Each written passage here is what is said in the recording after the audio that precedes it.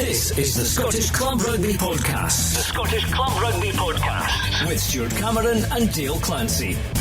Yes, hello and welcome to episode 17 of the Scottish Club Rugby Podcast, and it's the first one of 2024, so a very happy new year to you all. And this Saturday designated a standby date in Scotland for postponed games, and to be fair, there aren't many, but some of the games taking place this weekend are pretty important matches, and we'll be taking a look at them on this podcast. As usual, Dale Clancy is with me, so happy new year to you first of all, and presumably you enjoyed your first Christmas as a dad with little Jack.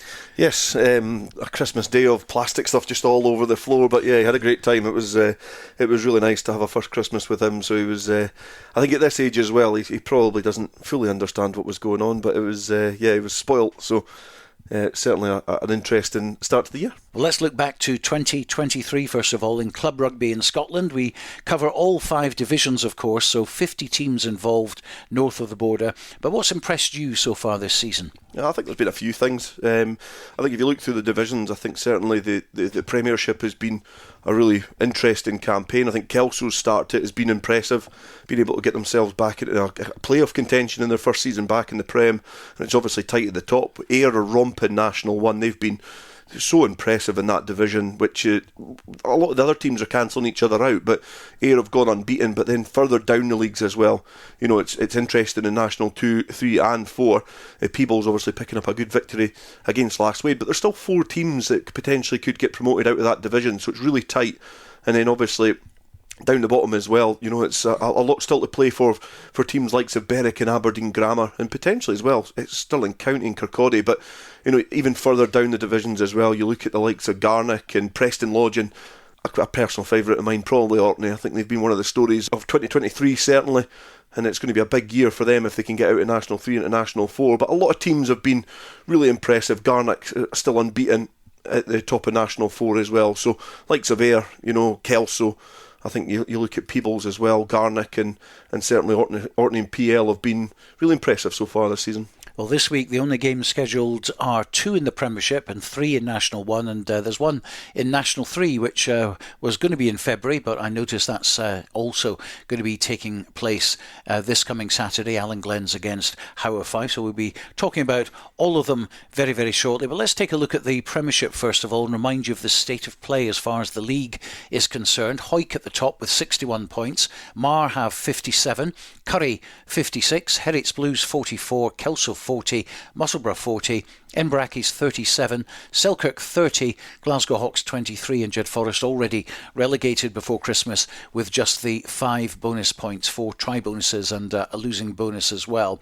At the top end of the table, though, I mentioned Hawick and Currie. They have a game in hand of Marr and Heriots Blues, but the playoff situation is rather interesting because you've got Heriots Blues, you've got Kelso, you've got Musselburgh and Edinburgh Accies all in with a genuine shout. Yeah, I think that's been one of the, you know, we spoke about it before in the Premiership. It almost split itself into kind of 4 mini leagues.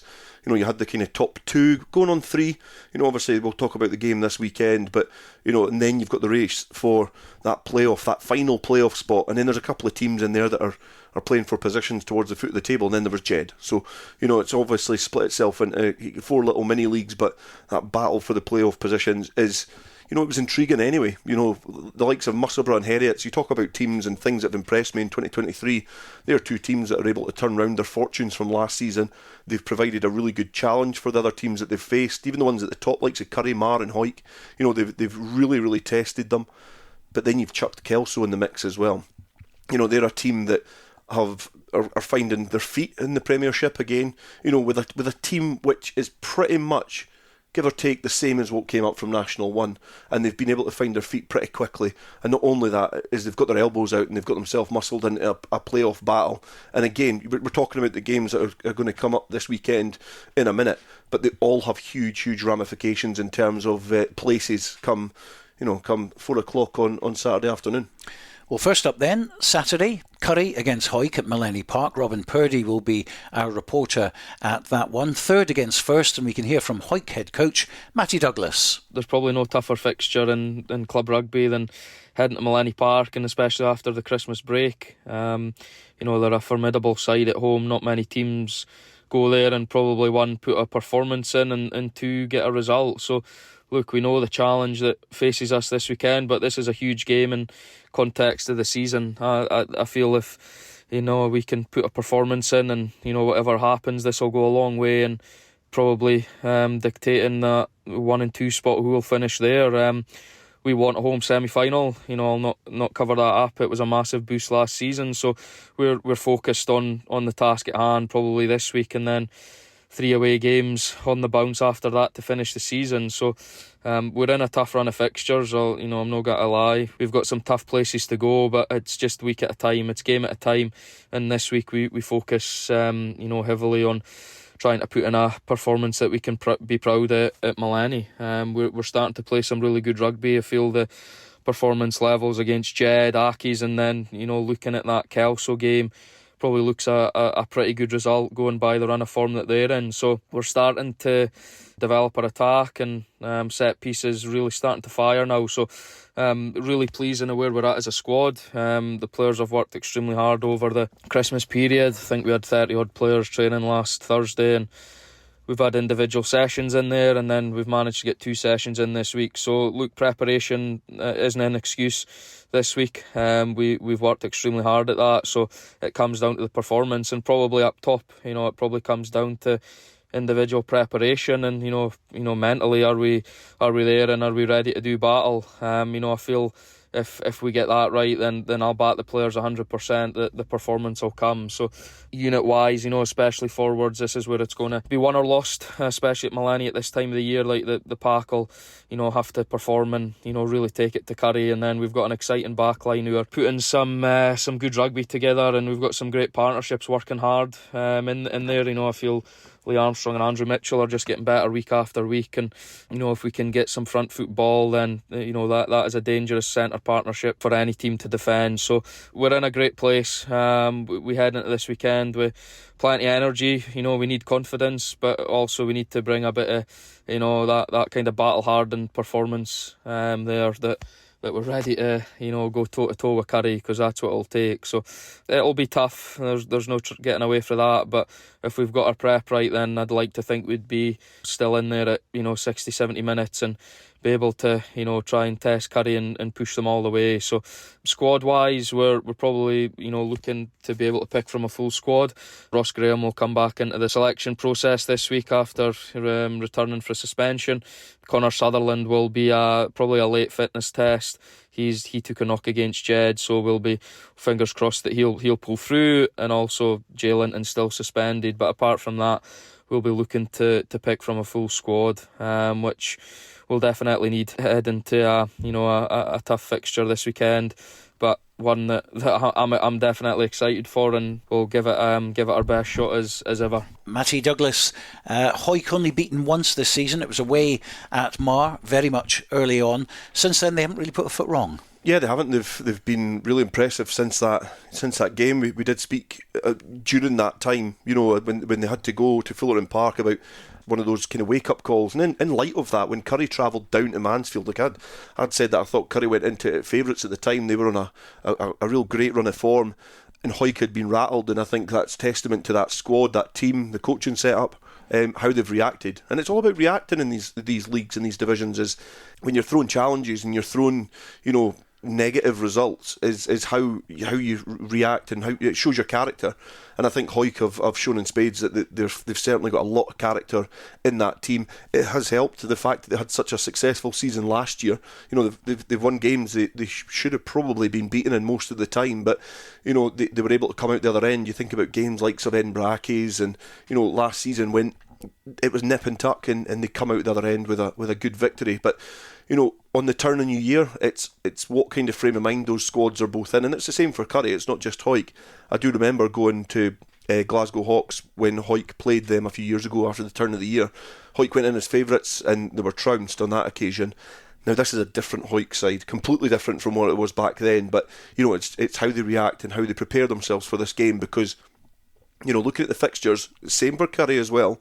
They've got they all have really challenging finishes to the season. The teams that they're all playing in those, maybe bar Hawick, who have Selkirk, but that's a different type of game. every single game matters for those teams. So, as we stand just now, there's a lot of challenging games coming up for these squads. Hawick in isolation, if they win this weekend, realistically they just need to win 2 of the games and get through. Marr have to play Currie as well, so that's going to have a huge impact. But you've got to think about, if they win this weekend, if the pressure's slightly off them, not just to secure that home semi-final, but to secure that opportunity to have the home final for the second year running as well. So, it's a big game this weekend for Hawick. And yeah, it'll dictate as to how they approach the 3 away games after this as well. What a difficult run of fixtures, 4 away from home to try and finish the league. But if there's a team that's got the character to do it, I would imagine it's Hawick. More from Matty Douglas later on in the programme, a little profile interview with him. Of course, 150th anniversary of the club. They currently are champions. They're also the Scottish Cup champions, and they got the opportunity to do the double in their 150th. What an incentive. Yeah, it's great. Hawick, from a borderer point of view, when I was playing rugby at school and you were in district stuff and you were playing with Hawick players, you're in awe of them. And I'm not saying that to fluff them up at all, but it's just the culture that they've got down there. They're a successful rugby team, rugby club. They've had oodles of internationals go through their doors, and it's a really, really well-run club. Now, obviously, off the success last year, it was a couple of decades before they tasted any sort of domestic success. To get the double last year was a backs to the wall stuff again.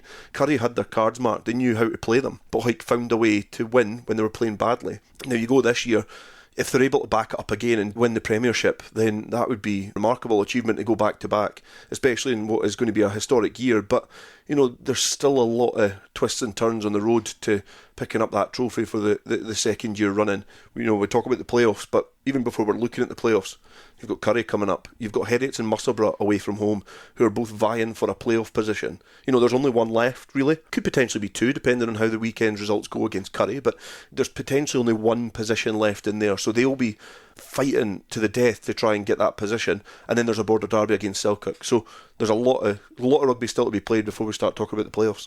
Well, Currie have had an indifferent season so far. I mean, certainly their bad spot was September and October, where they actually lost 3 games in 4, all the way from home. They're still unbeaten at Malleny Park this season, but they lost at Hawick 35-13, big defeat there. Marr 34-28, a game that we covered live at Fullerton Park. And after a win against Kelso at home, they lost to Raeburn Place 31-19 at Edinburgh Accies.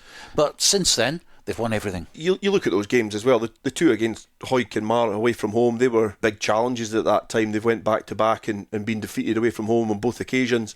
But up until then, they were scoring 40-50 points every single weekend with conceding little. But I did put the marker down in saying that I thought Currie were, they were in incredible form, but they've hit a couple of challenges. They then reacted well against Kelso, who are a really good rugby side as well. Obviously that was at Malleny, different type of game there. And then they got beaten in Edinburgh Derby. I just think that, they've been beaten by 2 close rivals in some tight games, especially the one against Marr at Fullerton was a tight game. The Edinburgh Accies game perhaps went against form, but it's an Edinburgh Derby, and I just think that after that they've reacted really well to get themselves pretty much nail on that 3rd position in that table. Yes, if they lose... if they lose this weekend, there's still a chance that teams can catch them, but probably not. Those top 3 teams in the Premiership are home and hosed. It's just a matter of what order they're going to be in.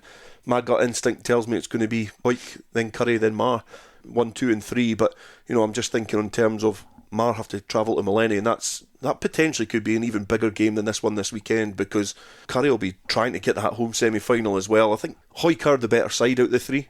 But again, it comes down to the end. What position are you going to finish in the table?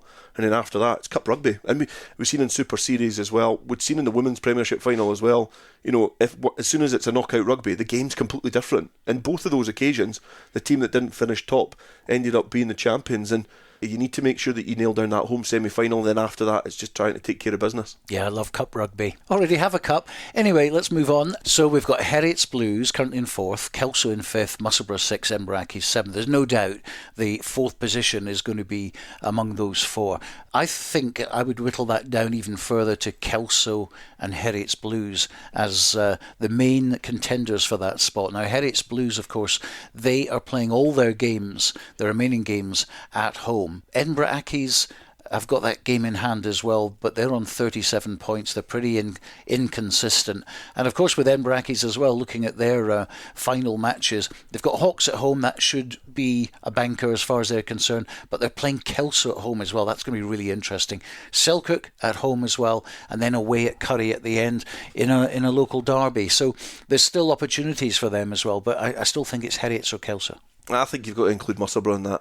I think you've got to give them a bit of credit in terms of the way that they've played this season. For me, I would write off Embrackes. I just don't think they've shown the consistency, and if I'm wrong, then great. But that's not my issue. It's the fact that they've not performed as well.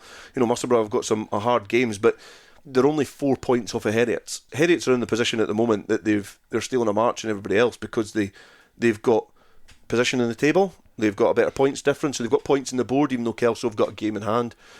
How that changes after this weekend, it remains to be seen, but it's getting the points on the board, and I just think that you have to include Musselburgh in this. There's been tight games that they've been defeated. You think about Hawick, they lost by 2 points at Mansfield. So, they're a really good outfit. They've been a little bit inconsistent. That defeat against Selkirk is one that might come back to bite them, but they should have been beaten at Philippock. So it doesn't matter. They've got themselves into that position. They've still got a chance. I would write off Embrackes, but the story for me is and I'm not saying this because I'm a borderer, but if Kelso can get in that position, if they can get in 4th position and make it in the playoffs, I just think that's a remarkable story for them, because we could even be looking at thinking about those 2 games that they drew, but they still drew them. They've still got the points on the board for it, and they could come back to be really, really important draws at the end of the season. But it's going to be interesting, and I think it's great. We've still got 3 going on 4 teams that still are competing for a prize and a place to continue their campaign into the playoffs. Yeah, well, Musselburgh, of course, we all know what they did last year, which was a remarkable comeback, and the way they've tackled Premiership has been fantastic. But I just think that Hawick at home, Marr at home and Glasgow Hawks away is the toughest of all of the 4. But we will see. They've proved us wrong before,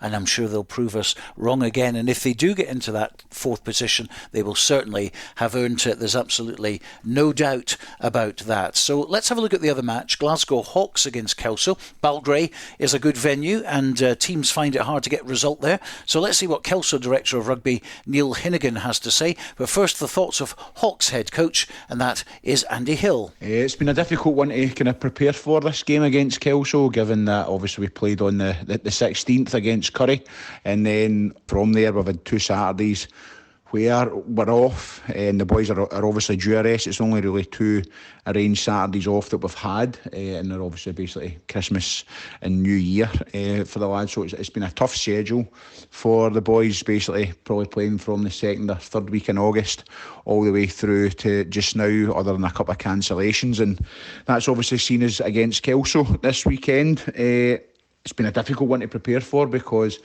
to get sessions on, not being able to run one just due to numbers, another one, as much as we had a decent amount of guys there, during it there was a massive downfall of snow during it, which made training, to get quality out of the session. It was a testament to the guys, sticking at it, but to try and knock some rust off it made it pretty difficult. And then this week managed to get a session on the Tuesday, but we're still not managed to have everybody train fully yet. In terms of the squad, there'll be a few changes to what's been the kind of norm for us. Marcus Goodwin still hasn't recovered, or is recovered from his head knock, but is unavailable this weekend. So Evan Cairns will continue at tight head prop. In the second row, Stephen Leckie's still going to be injured, I think, for a bit of time, so there'll be opportunities there for somebody to come in and try and stake a claim. And Lewis Stuart and Ryan Howie are both working this weekend, so gives some opportunities for the likes of Andrew Syme to come back in and probably call the line out. And we see Tion Wright return from his head knock that he sustained v Marr, and he decided to take an extended period of time off, just given how severe a head knock it was. And then in the backs, Josh McConkey will be a loss for us because he's just not back from Ireland in time. However, Callum Ferry is released from the 20s squad, as is Craig Nolan, so Callum will most likely come in at 12 to kind of give us that presence there that we felt as if we missed the last time against Kelso. And then from there, the back line I think will probably be close to what it has regularly been throughout the year. So there'll be a few changes, but it'll be interesting to see how the boys cope with it. The time off, a lack of continuity in certain terms.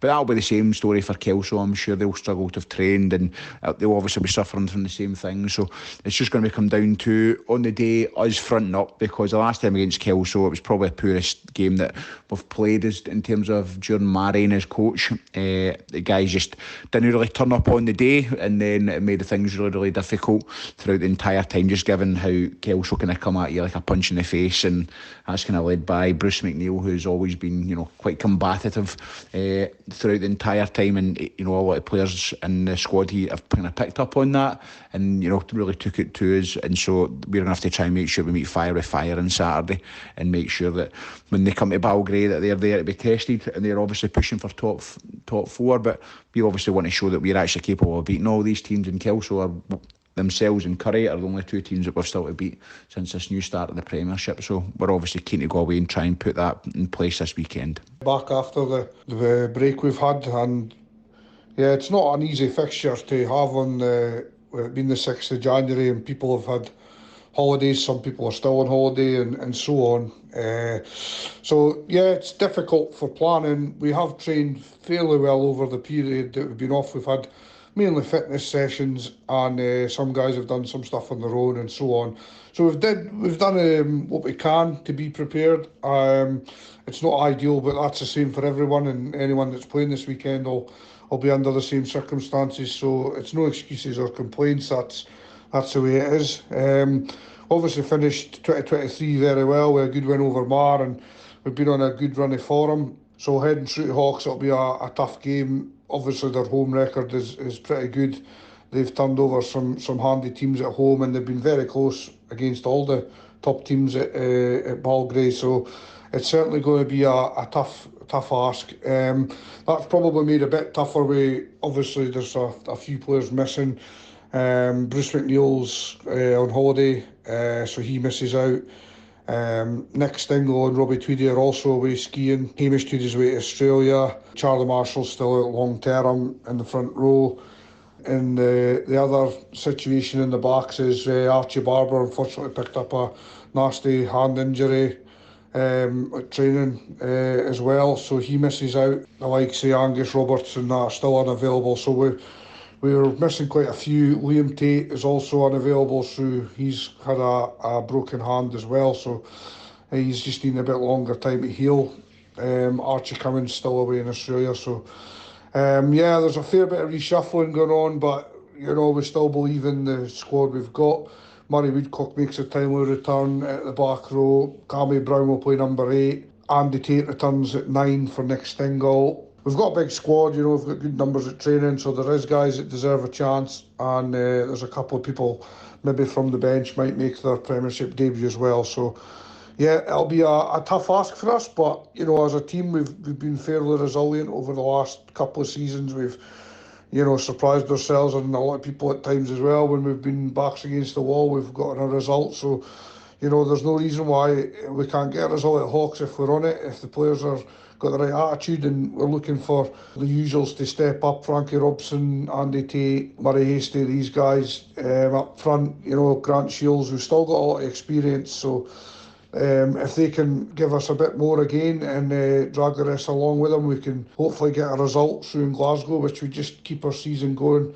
If we don't, that's it. We'll regroup and we'll go again. We've got some exciting games still to play after that, so it's not the be-all and end-all this match, but it's one we'd certainly like to win, and we know that it's going to be a really tough outing, given that I think Glasgow Hawks are a little bit annoyed with their performance at Poynter, and they'll be out for revenge. Well, this is the Scottish Club Rugby podcast with Dale Clancy and me, Stuart Cameron.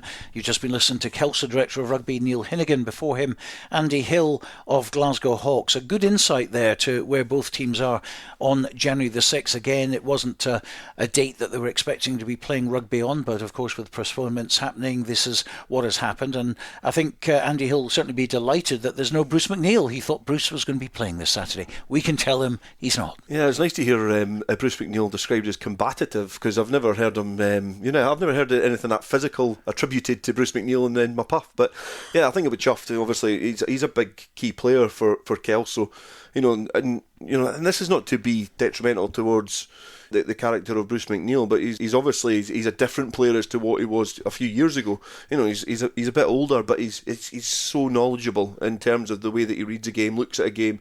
He's one of the few remaining old school players that are still about. You know, that a bit of an enforcer. You know, he likes to try and ruffle a few feathers, and certainly, you know, Bruce, yeah, I know. Hard to believe, isn't it? You know, he's one of those players that is, you know, I enjoy watching him play.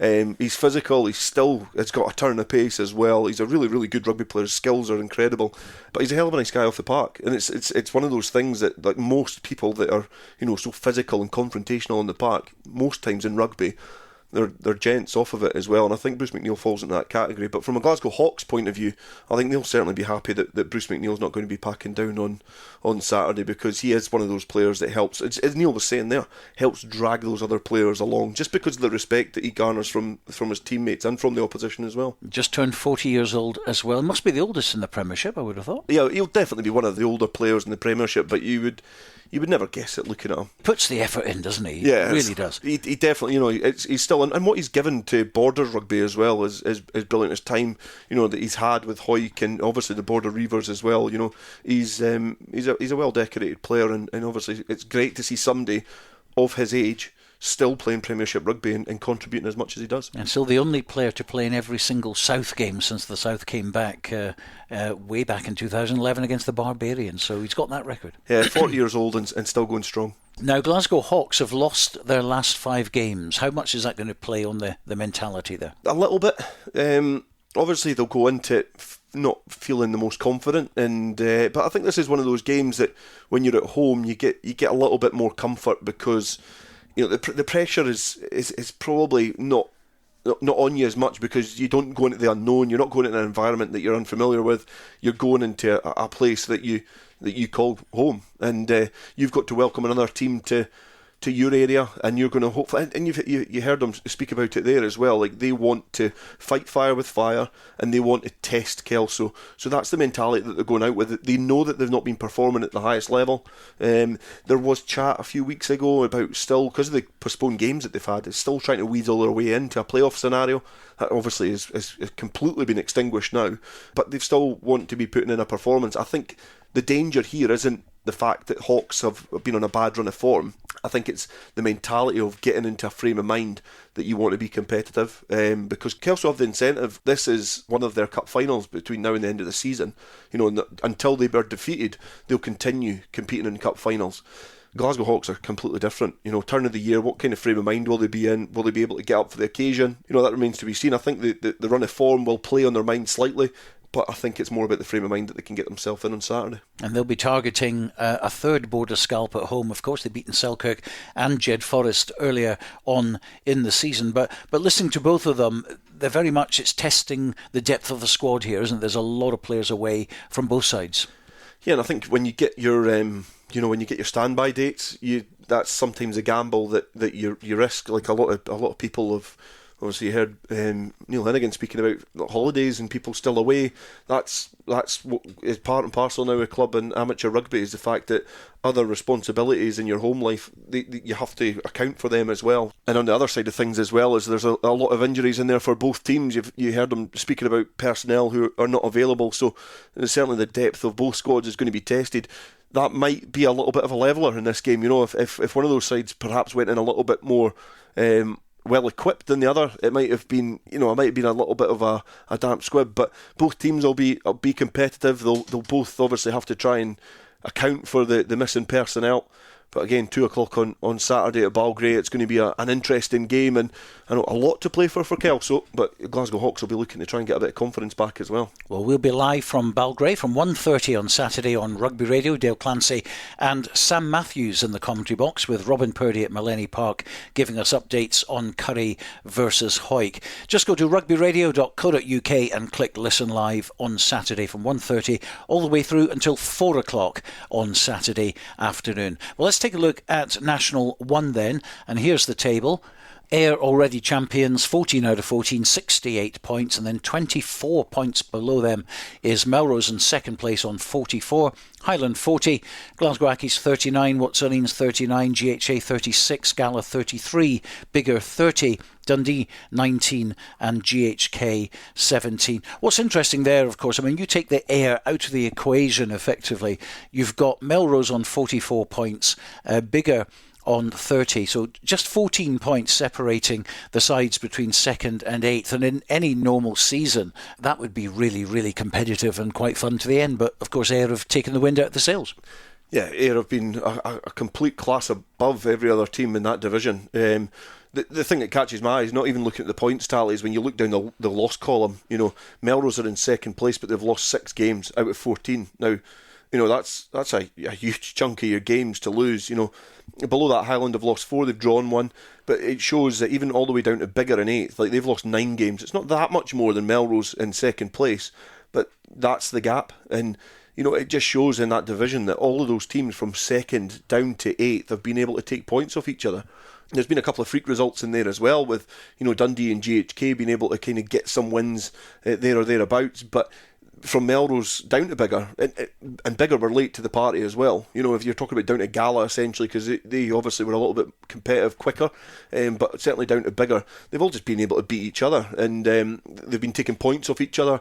Has that made it easier for Ayr? I don't really think so, because I think you could combine the best team in that league, and I think Ayr would still beat them. If you took all those teams, plucked the best players out of them, I think Ayr would still be the best team by far. And Biggar, it's been very interesting because their first 7 or 8 they lost, didn't they? And they were stuck to the bottom of the table, and we were always thinking very, very shortly they're going to suddenly spring into action and they're going to start winning games, and that's indeed what happened, because as I say, I'm just looking at it now, their first win was against GHA, 42 points to 40, but even the games they lost, including the Ayr game, they were leading, I think, 34-31, and then a very late try for Ayr gave them the victory, 36-34, on game 2 of the season. They lost to GHK away from home by just a point as well, so they had some very, very good results, a couple of stinkers as well, including losing at home to Melrose 36 points to 0. But the fact that they came off this 7 games of not winning anything, and then they launched themselves into a couple of big wins against Glasgow teams. They had a draw as well against Highland on the road, which was very, very difficult to achieve. Win against Glasgow Hawks, a win against Melrose on the road as well. So they've done very, very well, and now they're up to 8th place with 30 points in the table. So they've regrouped and eventually got their show on the road, and they could certainly climb higher than 8th. Yeah, they've got a game against a team round about them this weekend, but we always said that about Biggar. They've got good players there. They've got individuals that were there over the last few years to help them get in a position where they were almost promoted out of the National 1 into the Premiership. The difficult thing for them this season has been injuries, and they've not been able to have that consistent squad. You think about just like some players being like pulling out for little ailments just before they're ready to warm up, and it's just been a little bit disjointed for Biggar. The positive for them is the fact that over the last few weeks they have been able to go on a little run of form to just take them away from Dundee and GHK. Now they're not out of the woods yet, but it's going to take quite a lot for both of those teams to catch Biggar. You've got to argue that it's going to be highly unlikely for both teams to overturn that deficit, but that's because Biggar have had a little bit of a purple patch and put some good results together. But there's certainly still intrigue in this division, because at the bottom of it, Dundee and GHK are in a straight shootout to see who's going to go down in that too. So 3 games in National 1. First up this weekend is Ayr against Highland. That's at Millbrae, and amazingly the two teams haven't met yet due to call-offs, but it's credit to Ayr that they've won the championship, wrapped it all up without even playing Highland, who were in second spot for quite some time. Let's listen to the words of the champions head coach, and that is Grant Anderson. Looking forward to getting the boys back in. We were going to do a session during the Christmas break, but obviously family commitments and this, that and the next thing, made the decision just to let the boys have it off. So looking forward to getting back into things tomorrow night. Obviously it feels good to have secured promotion before Christmas. That was obviously a target of ours, and that's really, really pleased. I'm really pleased for the boys. We did it quite emphatically. So for me, next season starts now, really. We've got a block of 4 games and we've set targets for what we want from those 4 games. But for me, I want to start building. I had said to you earlier on in the season, I've really been building for next season. When we started in the 4th of July in pre-season, I wasn't openly saying it to the players, but I knew the kind of level of performance and basic skills that was needed to take us into that league, and I think we've been working in that throughout the season, pressurising the boys a lot at training to make sure that we're as clinical as we can be in certain situations under pressure. The pressured environments at training have probably helped us replicate that in a game, so boys are more comfortable in those situations in games. Don't get me wrong, we were a little wasteful actually against GHK, and I was a wee bit disappointed the way the game unfolded that we didn't manage to get over 100, because we probably left about 3 or 4 tries out there.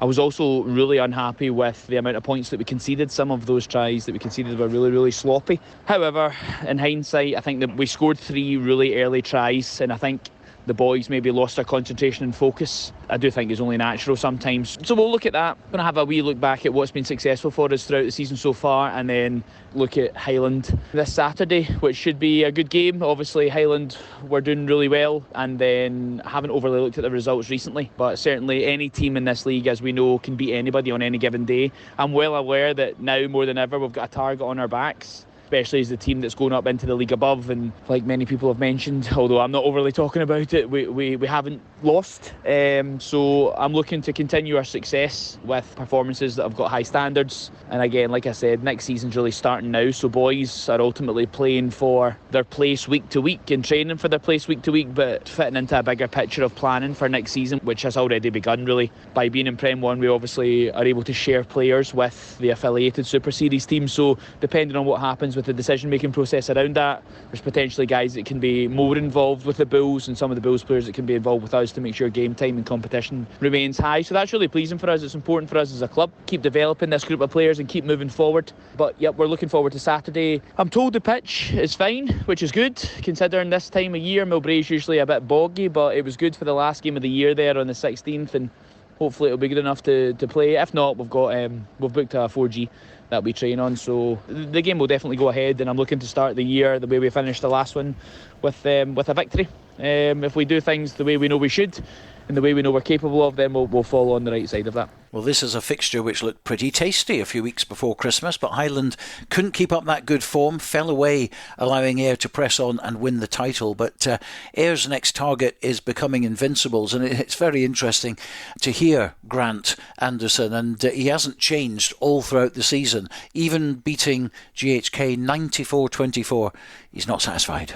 We were talking about this game probably a month or so ago, in terms of looking at the fixtures that were coming up, where could Ayr come unstuck? And it was the Highland back-to-back double-header, and we thought that, that was going to be the games that potentially could have brought Ayr back down. But the issue we always had with Highland was the fact that they weren't going to be able to be consistent enough, and that was it was more on the road. But they started to, week on week went, and they continued to prove us wrong, and they were picking up victories, victories that you probably have thought they weren't going to pick up. They were getting those victories, and all of a sudden the wheels start coming off, and it was a defeat against Watsonians in November, which pretty much was the start of the end for them, and went on a winless run of 4 games. They got a draw in there against Biggar, but that was 4 games that they completely lost touch at the top, and it's allowed Ayr to romp home. And Ayr have been so impressive, and obviously they've got this kind of the double header in January this month against Ayr, but it counts for little now, because there's really nothing that rides on these fixtures apart from a little bit of personal pride and what could have been for Highland. If they could pick up a victory of some sorts against Ayr, they'll be thinking, what could we have done if we could have in November had a better run of form, and into December if we could have continued that momentum, what could have been? But we are where we are. Ayr have been incredible this season, and rightfully so. They're going to take their place in the Premiership and swap places with Jedforest for next season, which, in the balance of what we've seen this season, I think is a pretty fair trade. And a big challenge, really, for Highland this weekend. I mean, they've nothing tangible to play for. They're coming off the back of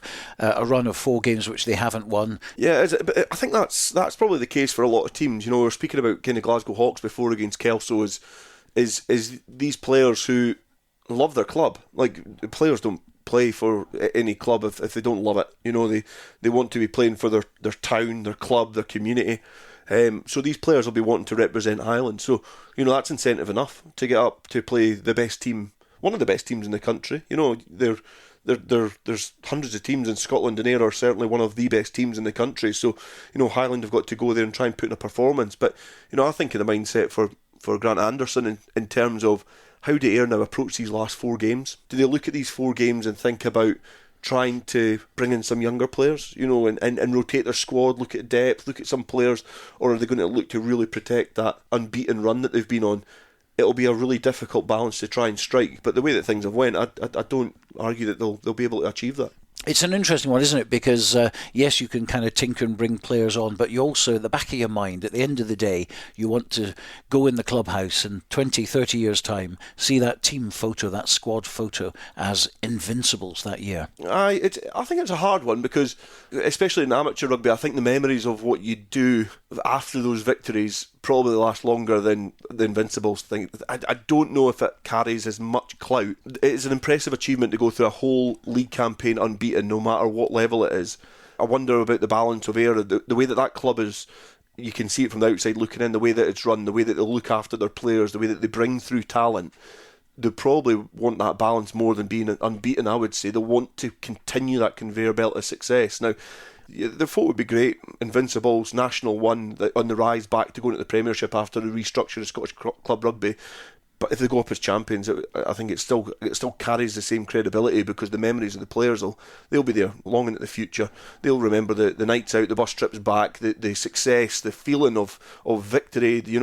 I watched some of the stuff on social media when Cameron Rees picked up the trophy when it was presented to them at Millbrae, and you just think back about times that you've picked up a trophy or you've tasted success. They're the memories that continue with you, and I'm not back in my club room as much as I would like to be, but the memories are still there. So, I think that it would be great to have, but I don't think it's a be-all and end-all for Ayr this season. Yeah, talking about pictures in clubhouses, I wonder, and I haven't been to Hartree Mills clubhouse, but I wonder if there's a picture up there with Biggar and the trophy from pre-COVID days when they actually were crowned champions with the trophy and all the rest of it. That should be in pride of place, but of course, at the end of the day, it didn't mean anything because it was taken away from them very, very harsh. That still bugs me, so it must bug Biggar a lot. It must bug Biggar, but I think that if it is on the walls, I think after the start they had this season, they'll be taking it down because it's obviously not carrying a lot of luck because obviously they never got promoted that year and things would be slightly different and, there'd be different teams in different positions in the league. I've got no doubt about that, but it is the way that it is. Biggar never went up that year and they're going to struggle to get out this division because and that's not because Biggar are poor, that's because this league is so competitive and you see the league standings in the loss column, they can all beat each other on any given day and I don't see that changing next year. It's still taking a bit of time for these leagues to settle in terms of the Super Series side of things. I think the clubs are becoming clubs more. They're relying on that local talent and nurturing their own. And Biggar are really good at it, especially for the female game. They've got a lot of good players in that side of their club. It's trying to get that talent back into the men's game as well. Yeah, here comes the elephant in the room question now, of course. What is going to happen next year with the Super Series as well? There's the sprint competition, and that effectively brings to an end the 5 years of competitive rugby in Super 6. There's lots of talk going on. Nothing is concrete, but there's a lot of talk about the top 4 in the Premiership meeting up with the 6 who are currently in the Super Series to make a 10-team new structure. Does that mean, if that happens, because you've got Ayrshire Bulls already in there, you've got Heriots in there with Heriots Blues in the Premiership, and of course Ayr now coming up to the Premiership as well. I mean, could we actually see this whole structure scrapped again at the top end? I think for me, just leave club rugby alone for a couple of years. I think just leave it, let the 10-team leagues settle. But if they're going down that route, and I know it's been discussed, there's lots of other things being discussed as well, so what we're talking about is completely hypothetical, but it's worthy of a chat because you can say leave club rugby alone, you can't leave Super Series alone because they need to be playing rugby next year. I've covered Super Series over the last few years, and I'm a fan of the rugby. I am a fan of the rugby. The level of it, the excitement of it is good because it's a great balance between professional rugby and club rugby, where it is really high quality, but there is still a lot of errors in there and there's a lot of individualism. So I really like that as a product. How it sits with the sprint in the league campaign, for me, it does take a bit to get into and a bit to enjoy. And And it was like, obviously the end with the playoffs with Stirling winning, it was a good final at the Hive against Ayrshire Bulls. I think replicating pretty much the same competition twice and taking players from the club game, and something does need, I don't have the answer, but I just think that for me there needs to be a clear gap or a line. It needs to be aligned better as well, because I think the crossover is just too difficult. You know, the fact that we were still doing Super Series games up until early November, I believe. You know, so you know, there's been a whole chunk, maybe not early November, maybe late October, but there's been a whole chunk of a league campaign already done.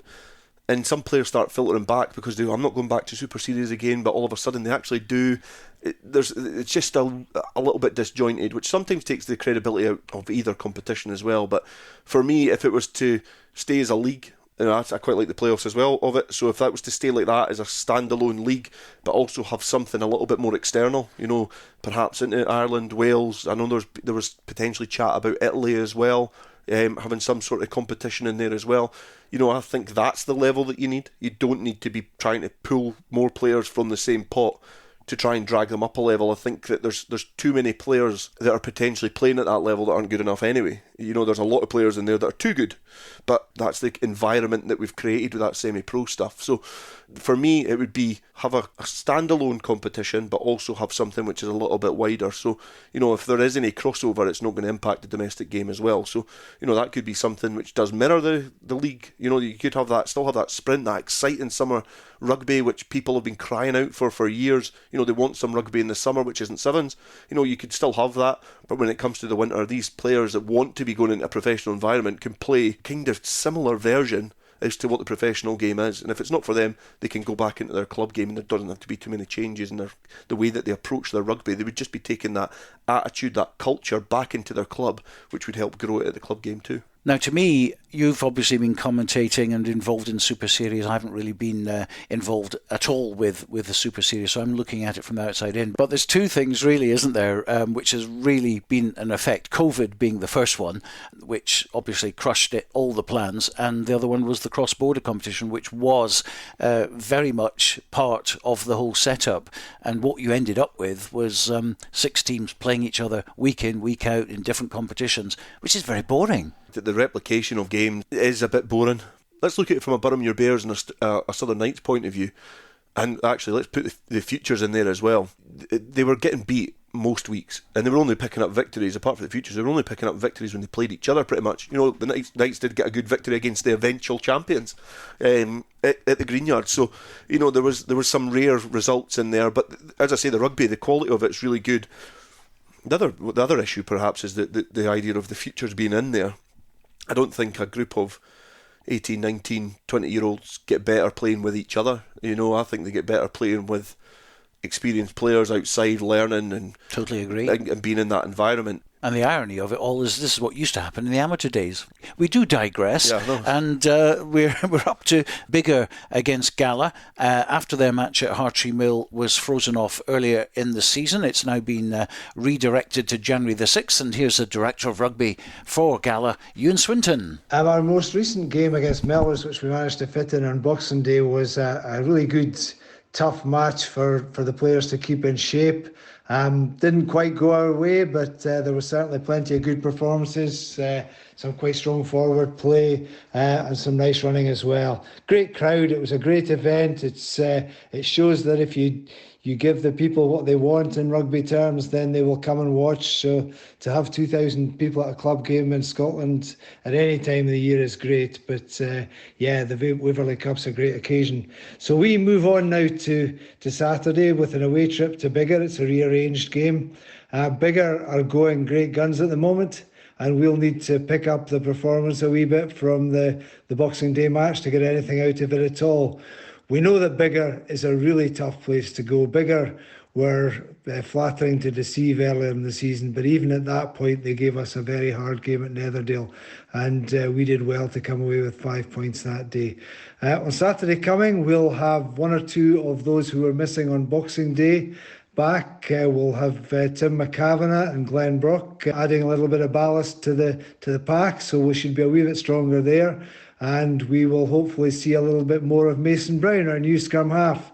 He didn't last too long before being rather harshly yellow carded against Melrose. But yeah, we'll certainly hope to see more of his flair coming into the game. We will work very hard. The boys will give a really hard shift on Thursday night to be ready to go up to Biggar. We know that we'll face a really tough challenge in the forwards, and their backs will be coming at us too. So we are confident, as always. This club, this group of players have got loads of ability. We've improved as the season goes on, and I think that an away win at Biggar would be a further mark of improvement. And there's every reason to be confident that we can achieve it, but it'll only be achieved by the dint of really hard work and graft. So that graft will be put in, and the boys will hopefully get everything that they deserve from the game, and that will hopefully be a win. Biggar in 8th and Gala in 7th. Gala 3 points ahead of Biggar and a game in hand on them. Biggar, of course, were rock bottom early in the season, but have now found that form to win 4 games, and that's put them 13 points ahead of bottom club GHK. One thing you did mention there, which of course you didn't go to, was the Waverley Cup match between Gala and Melrose taking place at the Green Yard. Around about 2,000 people there, which, not bad for a club game, as you mentioned. It was great, and I think it's nice that Ewan Swinton's going for a new year, new me, and he's coming out a little bit more positive this year, because he was really negative last year when he was covering Gala. But not. Yeah, exactly. And yeah, I think that's great. There's obviously in the last few years, and it's been difficult to try and get those Boxing Day fixtures back, and it's great that there's an amount of people want to go there and watch a competitive game of rugby. The best thing on top of that is the fact that there's that many rugby players want to go out and play rugby on Boxing Day as well, and put on a bit of entertainment for spectators to go to a club and enjoy beer till about 5:30 when they run out. But that's it's great that they had that occasion, that many spectators. It would be absolutely brilliant if that could become a little bit more consistent in league campaign games as well, like even border derbies, and to fluff those numbers up a little bit more and get something a little bit closer to those figures, like the old days with the things well before my time. But when you used to get a few thousand going to a rugby ground to watch a game of rugby, hopefully this is maybe the start of that starting to come back. So Biggar against Gala, pretty unpredictable really, isn't it? It is quite unpredictable, and also in terms of giving a prediction, it doesn't really matter, because in the context of the league it doesn't mean too much. I think that the run of form that Biggar have been on at home in January, I'm tempted to sway with them in terms of they've had a horrible start to the season, and they're now, they've had a few victories, they've had a draw in there as well against Highland. I think they go into this at home in an okay position, and they've got the incentive as well of jumping above Gala in the league. And there's little battles in that war. Gala, young side, and obviously they're excited about their new scrum half as well. So I just think in a sticky, boggy pitch at Hartree Mill, they'll revel in that Biggar, and I just think they probably have the advantage. Well, in the other game on Saturday, it's a Glasgow derby. GHA at home to Glasgow Ackie, 6th against 4th in that one. Well, nothing happening in Nationals 2 and 4, but there's one match in National 3. Allen Glens at home to Howe Fife. Allen Glens in 3rd, Howe Fife 4th at the moment, behind Preston Lodge at the top with 59 and Orkney on 52. But Orkney, of course, have a game in hand over Preston Lodge. Allen Glens, they're on 48. They've got a game in hand over Howe Fife, so it's probably last chance saloon for Howe Fife, who are on 43 points. But a big game for both regardless, and this match was due to be played in February. It's been brought forward to this Saturday. I think looking at the game, you probably have to think about the last couple of games that Howe Fife have played at home at Duffus Park, and they've played PL, they've played Orkney, and they've lost both games relatively narrowly. I think when you're speaking about last roll of the dice for them and Allen Glens as well, I think it's probably just beyond them. You look at that division now, and Orkney do have that game in hand, but Preston Lodge are in the driving seat, because even with that game in hand, a bonus point victory for Orkney, they're still not within touching distance of PL. But that's a big game that's going to come up towards the end of the season, because that was obviously a game that was postponed. It's going to be rescheduled. Orkney have to continue that momentum up until that game. But Howe Fife, I think, over the last couple of weeks, 2 victories makes that a lot tighter at the top. The 2 defeats puts a little bit of daylight between them and obviously Allen Glens as well. So, I would say certainly Allen Glens will be out of the 2 teams. If they pick up a victory, they can perhaps just get their fingernails back into a promotion challenge. But it's going to be a difficult ask for them to topple Orkney and PL. But stranger things have happened. That Preston Lodge Orkney game, by the way, is going to be on February the 3rd, which is rather interesting. And that's the brilliant thing about, obviously what you do, but looking at these national leagues now, in terms of, I don't know what else is happening on the 6th of February. Well, we'd love to cover that. The problem is at Preston Lodge, as we found out before for the Preston Lodge Berwick game, is the signal, which isn't good enough, unfortunately, which is why we had to abandon the live radio and go to the Langham Sevens that day. But you never know, we will go back to Preston Lodge. It's not the easiest place to get a signal, but we will do our best, and we'd love to be there, wouldn't we? Yeah, definitely. I think out with the coverage side of things, in terms of looking at leagues and fixtures and with an intrigue, like I know a couple of the players that are in those sides. That fixture, in terms of whatever else goes on in the landscape of Scottish Club Rugby that weekend, Orkney PL could be a huge battle between those sides, and that could be the narrative in terms of who goes up and what story it would be if Orkney went up, but PL obviously looking to just bounce straight back into National 2 again. So that's a huge game coming up for them, and coverage or not, I'll be certainly following that one. Yeah, we certainly will. We'll get a reporter down at the very least. Well, before we go today, an interview I had with Hawick head coach Matty Douglas as he reflects on the fact that the Greens are at the top of the table going into 2024, and also going into more detail about the 28-year-old who's done wonders in charge of Hawick. Undefeated at Mansfield Park for 50 months is some record which will probably never be beaten. Yeah, and I think there's been a number of players have been in that jersey since then. I was involved in 2019, and then COVID struck, and that kind of home form was something that was stalled. And just after COVID, we were a young side, and look, at the end of the day, we were looking to try and beat relegation with the young team we had. I always knew that we had something in there, and the home form was a massive part of it. If we won our home games, we felt that we could have a big chance in doing as best as we can, and it just kind of snowballed from there. And every time we take the field at Mansfield, it's all about that win and putting a big performance in. So look, chuffed with the season so far. We had a blip at Marr, and probably was the best thing that happened to us, if I'm honest. I think we've since then really kicked on and probably playing a little bit better than we did last season, which is, it's a cliche for me to say that, but look, we're in a great place, and Christmas break is a good time to get a bit rest in the legs, and look, we'll crack on once we get into the new year. Of course, the other thing about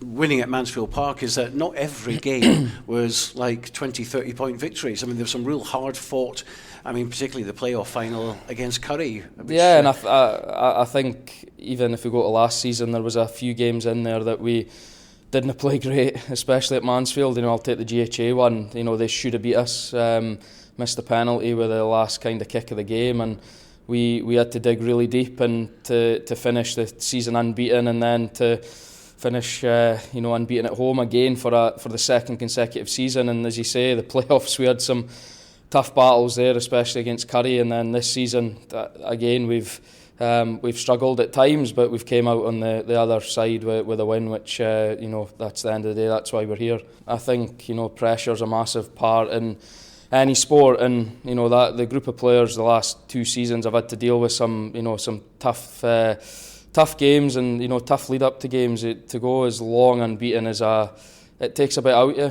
and I think that Marr game was probably, as I say, in reality was the wake up call that we needed, and since then I credit to the players. They do the hard work on a Saturday as coaches. We lay out the plans, and they do the hard work, and we're in a great place. The club's in a great place, and that's the end goal is to have an enjoyable atmosphere, but also try and get some trophies in the cabinet. The big turning point, I suppose, was way back in 2016, 2017 when George Graham came in, and I think you'd gone through a really poor run of losses, and then he turned things around, and then of course COVID came. He came to the end of his run, and you came on board. How did you actually get involved with Hawick at the coaching level? Because you were involved obviously when George Graham was here.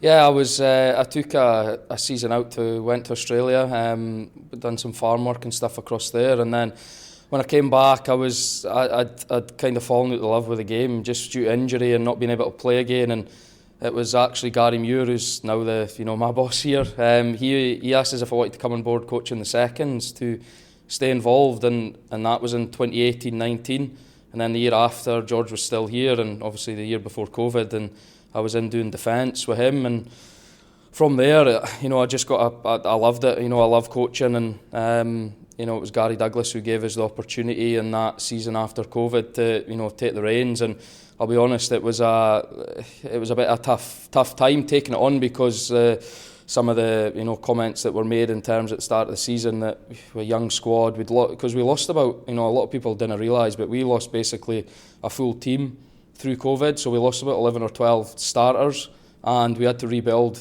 and we were having players come up that had never played their last year under 18, and we had some key players who stayed, Sean Muir, Matty Carrier, boys like this, Stuart Graham, Sean Fairbairn, that were the core to our team, but we had a lot of young players. A lot of debuts were handed out that season, and look, we're reaping the benefits now for that, and I've loved every minute of it, and look, yes, we're winning, but the coaching group, the two coaching groups I've been a head coach where they put in massive amount of work, and that's kind of my journey into where I am, so I'm loving it.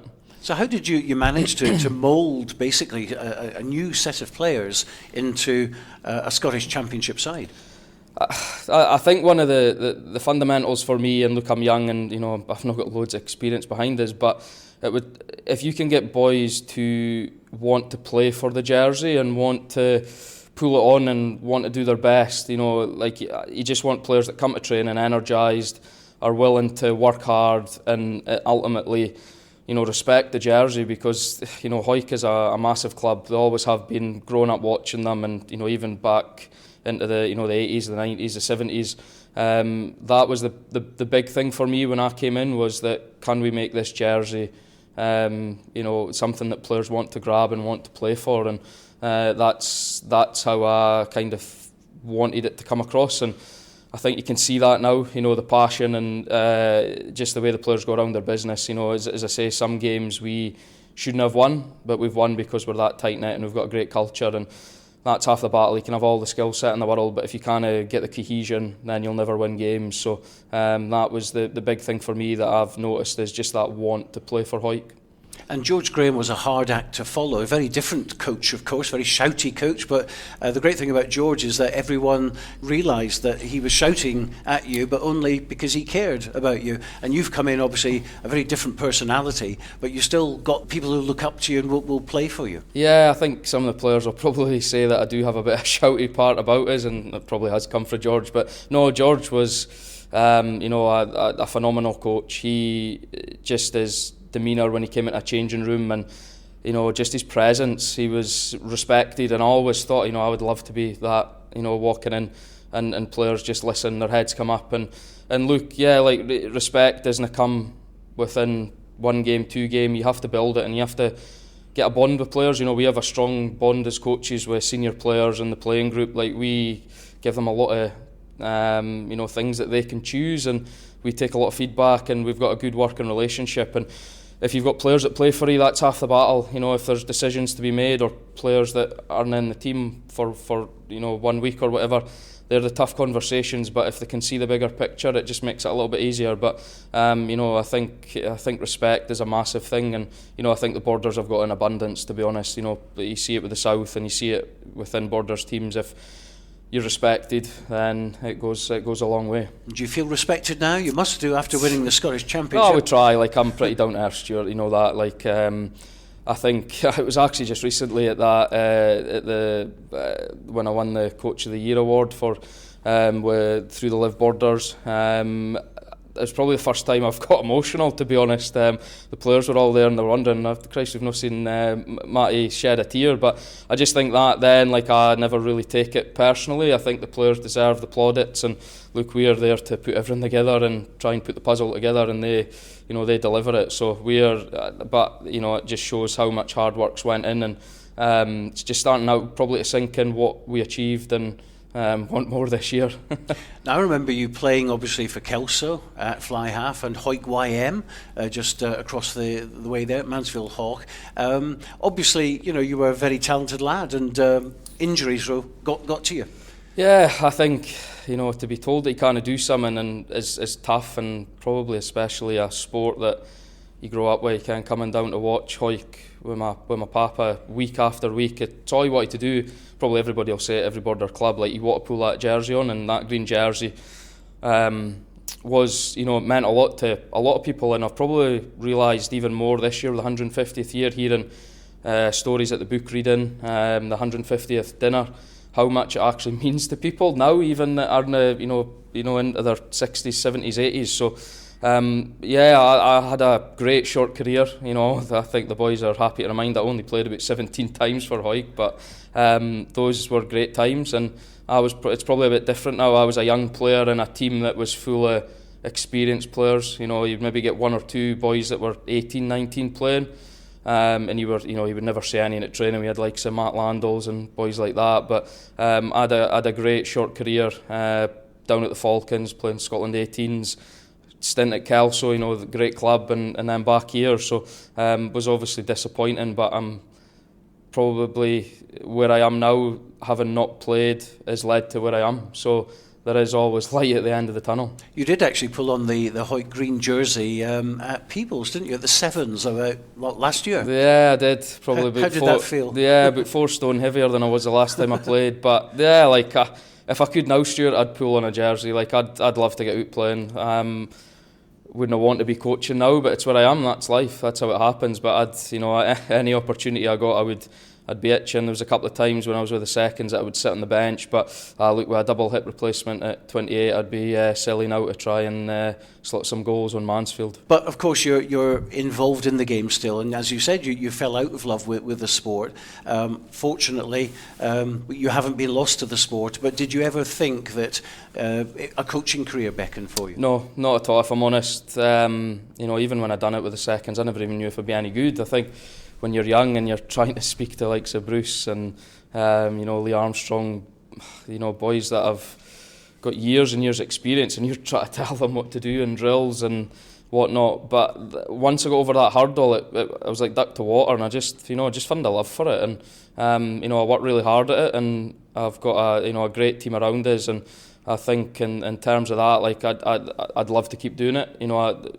Whatever the progression is or whatever, but I'm 100% invested in what I do in life, not just rugby, and I give Hawick all the time it deserves, and I'd like to think that time that we put in, we're starting to see benefits of that, and we always want players to go at that next level as well, and we've had that. We've had some great stories of younger players getting opportunities with age grade, and also in terms of players moving on to Super 6. So yeah, I'll keep doing the best I can. So. Well, we're just up to the end of the year now, and Hawick are at the top of the table, just a few matches to go. A very difficult one at Currie coming up for your first game in January. That's going to be pretty difficult, of course, but the guys after the break will go in straight for it. Yeah, but as I say, we now know that we're heading to Malleny on the 6th. Probably the mindset's changed a little bit through the Christmas break in terms of that we'll keep on it.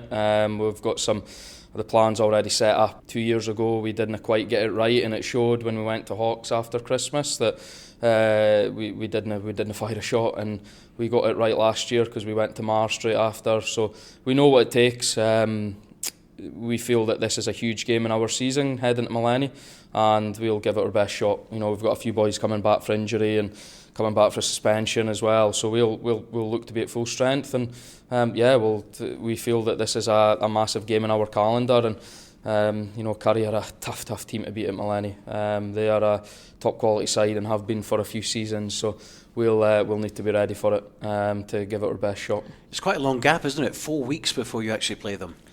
Yeah, look, we'd love to get a bit of rugby in between then. Used to have the game on Boxing Day with Jed. Obviously that doesn't happen now, and we're just struggling to find border league games just due to this week teams playing with games off last week. But we'll have a couple of tough sessions over Christmas, and we'll be back in on the Wednesday after New Year. That's when we'll be back in. So not ideal, but we'll be good to go come the 6th. I've no question about it that Sean will have the boys good to go. And as well as the league, there's the cup as well. You currently are the Scottish Cup champions as well. You've got quite a nice draw, which could hopefully get you to the semi-final. Then who knows?